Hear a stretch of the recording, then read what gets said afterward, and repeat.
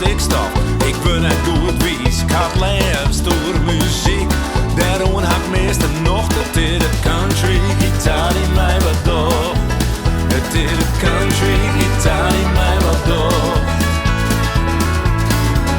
Ik hou van country en ik van western.